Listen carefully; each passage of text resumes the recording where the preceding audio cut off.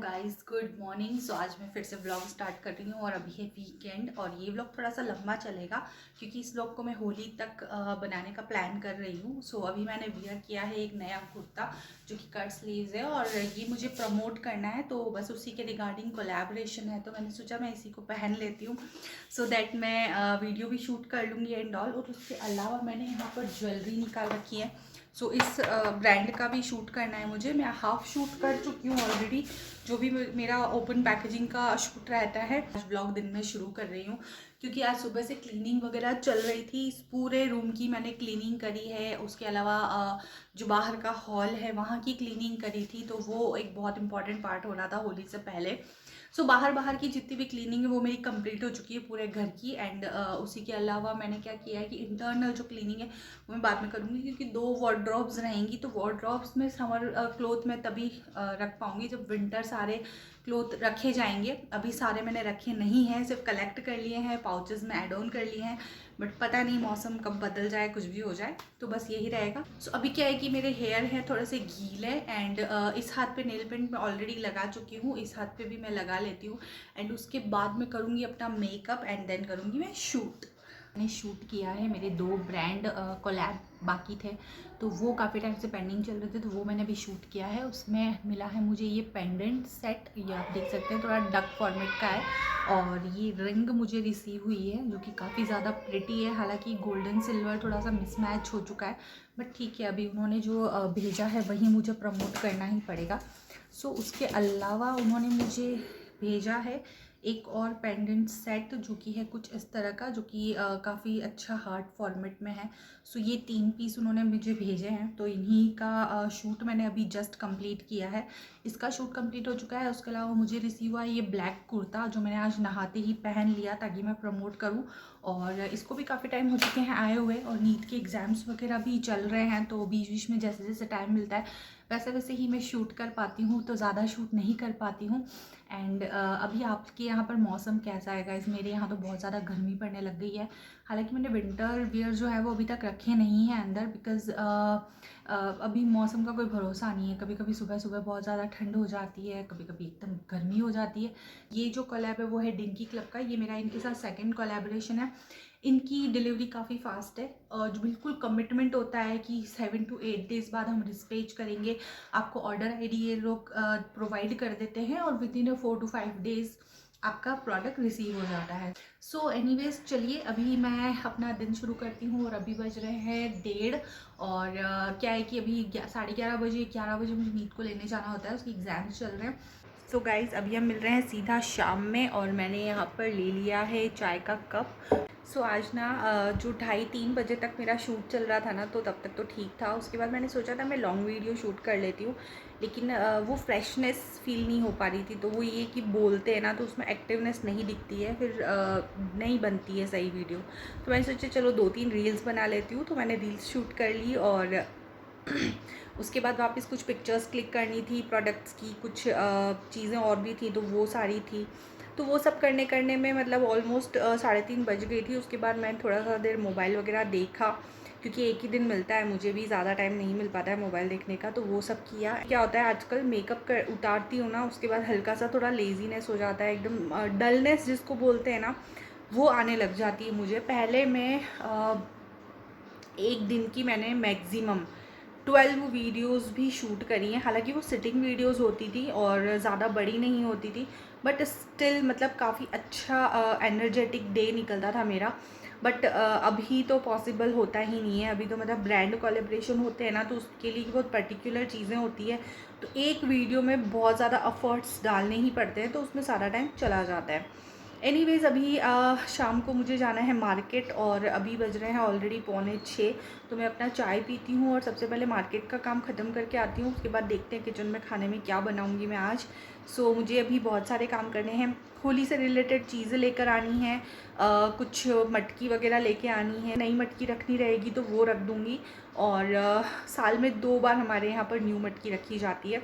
पहला तो धनतेरस के दिन, दिवाली के 2 दिन पहले जो आती है वो, और उस दिन रखी जाती है। और सेकेंडली दशा माता के दिन, क्योंकि उस दिन पूरा घर की दशा का फेस्टिवल होता है, जो पूरा फाइनेंस से जुड़ा हुआ होता है, पूरा घर क्लीन होता है। इसलिए हमारे एरिया में होली के टाइम पर पूरे घर की दिवाली जितनी सफाई होती है, मतलब ऑलमोस्ट 80% सफाई होती ही है, क्योंकि दशा माता की पूजा रहती है। फिर नवरात्रा आ जाएंगे, नवरात्रा पे डैडी माता जो होती है, हमारी कुल देवी होती हैं, उनकी पूजा रहती है। किसी की सप्तमी पे होती है, किसी की अष्टमी पे होती है, किसी की नवमी पे होती है। तो बस ये सब रहता है। तो क्लीनिंग इज़ वेरी इंपॉर्टेंट। हालांकि मेरे यहाँ के मेन फेस्टिवल जो होते हैं वो मेरे ससुराल में होते हैं, इन लॉज प्लेस पर ही रहते हैं। बट स्टिल मैं सफाई तो कर ही देती हूँ। मैं अपनी आदत बिगाड़ना नहीं चाहती हूँ, चलना चाहती हूँ अपने रीति रिवाजों के साथ। तो मैंने अपनी आदतें कभी बिगाड़ी नहीं है, मैं करती हूँ सफाई। तो मेरा आज जो भी बचा कुचा सफाई का काम था वो आज पूरी तरह से ख़त्म हो चुका है। लास्ट हॉल बाकी था तो वो भी मैंने आज कंप्लीट कर दिया है। हेलो गाइस, तो अभी मिल रहे हैं नेक्स्ट डे और आज मैं बनाने वाली हूँ गुजिया। जी हाँ, मैं कल सारा सामान लेकर आई थी पर मैं कुछ शूट नहीं कर पाई थी क्योंकि मेरा कुछ बिजी काम था, तो वो मैं करने लग गई थी एंड थक भी गई थी थोड़ा सा। कल सफाई वगैरह सब कुछ करनी थी, प्लस सब एक काम एक साथ मैंने कर दिया ना, तो थोड़ी सी थकान आ गई थी। सो चलिए अब मैं बनाती हूँ गुजिया और मैं फ़र्स्ट टाइम ट्राई कर रही हूँ गुजिया। सो आपको ढोल की आवाज़ सुनाई दे रखी होगी क्योंकि अभी होली आने वाली है ना, तो ढोल बजना पहले से शुरू हो जाते हैं। तो चलिए चलते हैं किचन में और मैं बनाती हूँ गुजिया फ़र्स्ट टाइम। तो देखते हैं। रेसिपीज़ तो मैं आपके साथ पूरी प्रॉपर शेयर नहीं कर पाऊँगी क्योंकि मैं खुद फर्स्ट टाइम बना रही हूँ, बट मैं ट्राई करूँगी कि मैं आपके साथ शेयर करूँ। सो यहाँ पर मैं ले रही हूँ 1.5 कप मैदा और मैं क्वांटिटी आपके साथ शेयर करती जाऊँगी। और इसमें मैंने घी डाला है मोयन के लिए।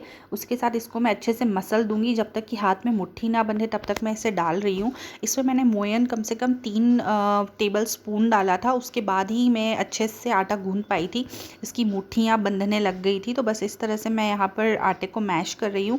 मैश करने के बाद हमें मैदे में आटा गूंद देना है और इस तरह से आटे से गूंद के आप बहुत सारी चीज़ें बना सकते हैं, बट मैं अभी इस वक्त आपको गुजिया ही शेयर करूँगी क्योंकि मैं भी फर्स्ट टाइम ट्राई कर रही हूँ। और आगे देखिएगा कि किस तरह से ये बनता है। और यहाँ पर गूंद चुका है मेरा आटा और अब हम इसे 20 to 30 मिनट रेस्ट करने देंगे, तब तक हम करेंगे दूसरा काम। तो यहाँ पर मैंने काजू फ्राई कर लिए हैं। काजू के साथ साथ मैं बादाम फ्राई कर लूँगी और दाखें फ्राई कर लूँगी। तो मैं 3 ड्राई फ्रूट्स इसमें यूज़ कर रही हूँ। सो यहाँ पर मैं छोटा पैन ही ले रही हूँ ताकि ज़्यादा घी वेस्ट ना हो। आप भी चाहें तो अपने इस तरह के छोटे पैन को ही यूज़ करा करें ताकि उससे ज़्यादा वेस्टेज नहीं होता है। थोड़ा घी जलता भी है ना, तो उससे भी हम जब रोटियों पर लगाते हैं तो थोड़ा अलग टेस्ट होता है, तो इसलिए कम से कम वेस्टेज होना चाहिए। सो यहाँ पर मेरे बादाम अच्छे से फ्राई हो चुके हैं। बादाम फ्राई होने के साथ साथ ही मैं यहाँ पर निकाल रही हूँ मावा। मावा मैं लेकर आई थी आधा किलो और उसमें मैंने आधा मावा ही यूज़ किया था, बाकी का मावा मैंने फ्रिज में रख दिया था। बचपन में किन किन लोगों ने मावा खाया है? मैं तो बचपन में बहुत फीका मावा खाया करती थी। हमारे घर पे त्योहारों पर बल्क में आता था और घर पे ही बहुत सारी मिठाइयाँ बनती थी। तो उसी के साथ यहाँ पर मैं कट कर रही हूँ ड्राई फ्रूट्स और इनको फ्राई करने के बाद मैंने ठंडा होने दिया, उसके बाद ही मैं इन्हें कट कर रही हूँ क्योंकि इसमें ना आप डायरेक्ट जो घिसा हुआ या कूटा हुआ ड्राई फ्रूट की जगह कट करके डालेंगे ना तो एक अलग टेस्ट आएगा। सो बस इन सबको मैंने डाल दिया है यहाँ पर मावे में और इसे मैं अच्छे से मिक्स कर दूँगी। मिक्स करने के बाद हम इसमें ऐड करेंगे शुगर। सो यहाँ पर मैंने शुगर ऐड किया, तब मुझे एहसास हुआ कि मैंने कंटेनर थोड़ा छोटा लिया है। सो मैं इसको बड़े कंटेनर में खाली कर रही हूँ और इसमें अच्छे से मिक्स कर दूँगी। इसका अच्छे से मिक्स होना ज़रूरी है। थोड़ा सा शुगर भी मावे के साथ मिक्स होगा ना तो अच्छा रहेगा। और शुगर मैंने लिया था यहाँ पर तकरीबन 1.25 कटोरी, लेकिन मेरे हिसाब से 1.25 कटोरी कम था, तो आप चाहे तो 1 कटोरी या 1.25 कटोरी ले सकते हैं। तो यहाँ पर मैं अच्छे से मिक्स कर रही हूँ। चूँकि मैं चाशनी वाले गुजिया बना रही हूँ तो इसीलिए मैंने थोड़ी सी शुगर कम रखी थी, तो चाशनी से भी वो शुगर जो होता है वो कवर अप हो जाता है। तो यहाँ पर मेरा मावा, शुगर और ड्राई फ्रूट्स अच्छे से मिक्स हो चुके हैं। आप चाहे तो कोकोनट पाउडर भी डाल सकते हैं, बट मेरे पास था नहीं और मैंने डाला नहीं और मैं लेकर भी नहीं आई क्योंकि फिर उसको मैं कहाँ यूज़ करती दूसरी बार। सो इसलिए मैंने गुजिया बनाने के लिए पहले आटे को अच्छा सा फिर से गूंदा ताकि इसमें लचीलापन आ जाए और ये अच्छे से सेट हो जाए। तो यहाँ पर मैं सबसे पहले छोटी छोटी लोइयाँ करके रख रही हूँ ताकि लास्ट में मुझे पता चले कि हाँ मेरे पास कितना स्टफ़ है। तो बस इतना सा ही मैंने बनाया था, फर्स्ट ट्राई था तो मैंने कम ही बनाने का सोचा। अब अगर मेरा सक्सेसफुल रहता है तो देन मैं डेफिनेटली दोबारा बनाऊंगी। सो ये बहुत मावे वाली जो गुजिया होती है वो बहुत ज़्यादा टेस्टी लगती है। तो बस इस तरह से मेरे यहाँ पर गुजिया के लिए लोइयाँ सारी हो चुकी हैं तैयार और अब मैं बनाने लगूंगी गुजिया। और मेरे पास कोई भी सांचा नहीं है, मैं बिल्कुल ट्रेडिशनल फॉर्मेट से ही बनाने वाली हूँ क्योंकि मुझे नहीं पता मैं कितना इसको सेट करूँगी, कितना बना पाऊँगी, तो इस वजह से मैंने सांचे नहीं खरीदे। अगर सक्सेसफुल हो जाती है 1-2 बार तो फिर डेफिनेटली मैं इसको नेक्स्ट टाइम सांचे परचेज़ कर लूँगी।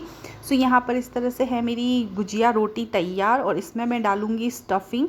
और इस तरह से आपको इसे मोड़ना है, आपको मैं दिखाती हूँ। तो इस तरह से आपको स्टफिंग डालने के बाद सबसे पहले इसके जो कॉर्नर्स है उसको अच्छे से दबा लेना है ताकि जो मावा है वो अंदर रह जाए, क्योंकि एक दो मुझसे रह गई थी और उनका मावा फ्राई करते टाइम निकल गया था, बहुत एक दो हुआ था उसमें ऐसा। फिर इसको इसके अच्छी तरह से फोल्ड करके और इसका जो लास्ट कॉर्नर है ना उसको आपको अच्छे से लगाना है। और ये देखिए कितना खूबसूरत ट्रेडिशनल डिज़ाइन बन गया था। वैसे मुझे होप थी नहीं, बट होपफुली सारी जो गुजिया थी उनका शेप और डिज़ाइन काफ़ी अच्छा आया था। हेलो गाइस, तो दिन भर का बहुत सारा काम किया, बीच में कॉल्स वगैरह भी आ गई थी तो उन पर भी बात करनी पड़ती है। तो यहाँ पर मेरी जो गुजिया है वो है रेडी, और ये मैंने बिना सांचे के बनाई है, नेचुरल तरीके से। आप यहाँ पर देख सकते हैं, इसको फोल्ड करके मैंने बनाया है।